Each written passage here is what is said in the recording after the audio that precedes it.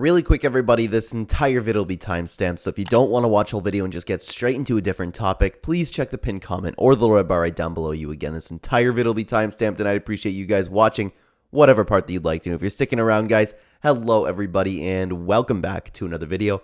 If you're new here, my name is Kyle. I'm your guy with too many YouTube channels, and welcome back to everything that you missed in MMA this week. This is where we talk about everything that you missed, potentially. We talk about all the news, whether it's something big, like I always say, like something to do with Conor McGregor, or something news about fighters that you have never heard about before. We're going to talk about all of it today, and I do apologize for my energy levels. I'm currently recording this at 5 in the morning, and I just woke up, so I'm doing my best here. I'm doing my very best here. But guys, let's get into the video. Timestamps are there if you would like to use them. Starting off with the first thing, and it's not necessarily like exactly news, but it's something that has been going on around the MMA community this week. And actually, I was thinking about making a video on it. It's all about the judging, because Kai Kara-France, a lot of people believe, was robbed last weekend against Amir Albazi. So a lot of people are like, oh my God, how can we keep judges accountable? We need to have the judges have a press conference. We need them to be accountable. They can't just like write something and then walk away. But there's no way that the UFC will ever fix that, because like they probably are rigged to some extent, the judges, you know what I mean? There's always that one weirdo scorecard. So it's been a big talk among the MMA community this week about how we can fix judging, but it seems like it's, in my opinion, kind of pointless, because they're never going to change anything. Next up, 6 fighters cut from the UFC. We have Makwan Amirkhano, Dana Bakero, Tony Gravely, Trevin Jones, Omar Moraes, and Munar Lazez. Unfortunately, these fighters have been cut from the organization. We will not be seeing them again. Now, Tony Ferguson pleads not guilty for crashing his car and drunk driving. Apparently, the dude was very uncooperative and didn't want to take a breathalyzer test, so I don't know how he really got away with this one. He said he was tired, which I guess, like, if you're famous, you can get away with that. I'm not so sure, but regardless, Tony Ferguson's off scot-free. Next up, we have Chris Weidman returning. Chris Weidman, and this is going to be in the fight announcement section. He's fighting Brad Tavares at UFC 292, and man, Chris Weidman, I am a huge fan of Chris Weidman. I love to see Chris Weidman, but at the same time, I don't believe he's going to come back the same guy. He's fighting somebody with fantastic takedown defense, and he is ridiculously chinny, and he's pushing 40 years old. I don't think it's a good idea, and on top of that, I listened to his interview with Ariel, which, by the way, honestly, his interview with Ariel is hilarious. Chris Weidman is very low-key funny, okay? So you guys got to go check that out. But one thing I do want to point out is he said that he wants to face his fears, and the first thing he's going to do in the fight against Brad Tavares is throw the hardest leg kick of his life. He needs to show himself that it's okay, and he needs to face his fears.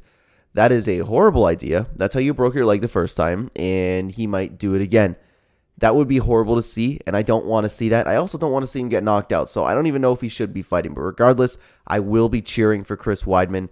One of the, like, he's up there on my favorite fighters list, man. I like that guy. Next up, Alex Pereira and Sean Strickland are going to be training together. And actually, speaking of training together, Sean Strickland will also be teaching Alex Pereira English. So that's a pretty funny thought, to be honest with you. I can't imagine what Alex Pereira is going to end up saying, or Sean Strickland's going to trick him into saying. But this is interesting. Like, they fought, and now they're training together to help each other for their next fight. So, hey, you know what? Hopefully they improve each other. Next up, this isn't exactly news, but again, it's more of a topic of conversation among the MMA community this week, because Charles Oliveira was finally talking about his loss to Islam Makhachev, and he said that he doesn't watch it back, and he also said that it wasn't him in the octagon against Islam. So a lot of people are taking this and being like, oh man, Charles isn't taking accountability. He's going to lose in the same way. And there's been a big debate about that. And other people were like, well, Charles' whole career was coming back from losses and just doing better and better. Look what he did. He became champion after so many losses. So that's an interesting idea that people have been having. It's, again, like, just been split in the MMA community.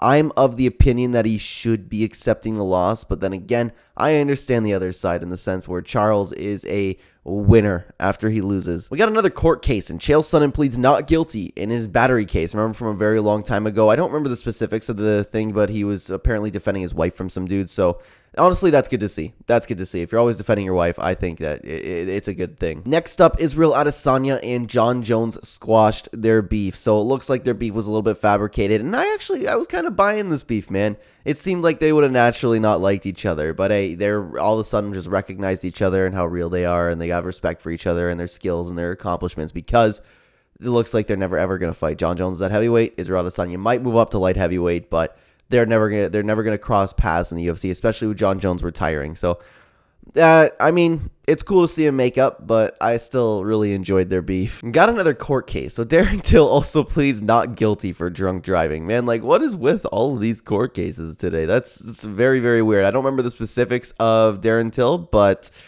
if you're drunk driving, that's not good. That's not good at all, and I don't think you should get away with that. Next up, another topic of conversation that's been going on this week. Daniel Cormier said that Jim Miller does not deserve to be in the Hall of Fame.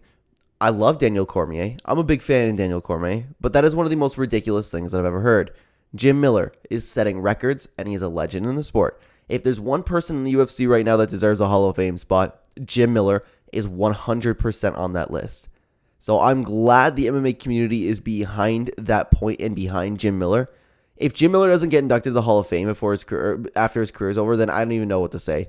Like, that is just horrible, horrible, horrible. The dude's still winning, still breaking records, been in the game forever, fought nothing but legends.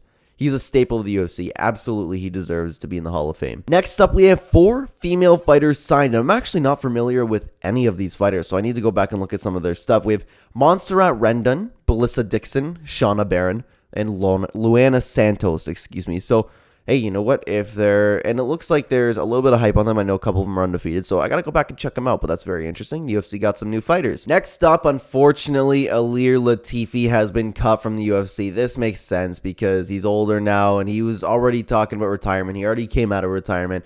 Doesn't put on the best of fights, so I like the dude, but man, unfortunately, we kind of saw this one coming. Speaking of fighters who are done, Marlon Moraes finally calls it a career, I believe, after 7 knockout losses, after 7 finishes. It was really sad to see. One of the almost, could you call it, greatest downfalls in UFC MMA history.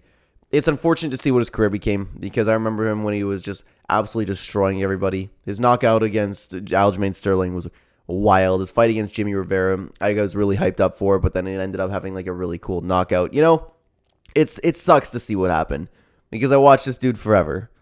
And he's got to go out on those terms.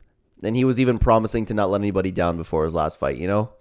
So there's nothing you can say. Marlon Moraes finally calls it a career. He shouldn't have been fighting this long. So what can you do? All right, guys. Now I'm going to list you off all the fight announcements from this week. If there's one that I do like, I'll stop and talk about it for a second. So we have Marcus McGee versus Gaston Bolonos on August 12th. Solid fight. Tafon Nushikuwiki versus AJ Dobson on August 12th. Billy Quarantillo versus Damon Jackson on August 5th. I am a big Billy Quarantillo fan. And actually, I think it's a good matchup for him to finally get back in the win column. Well, not finally, but you get the point. Anyways, we have Chris Weidman versus Brad Tavares at UFC 292, as we mentioned. Bruna Brazil versus Shauna Bannon on July 22nd. And Shauna Bannon is one of the brand new UFC fighters that we talked about. And then we have Song Yadong versus Rob Font.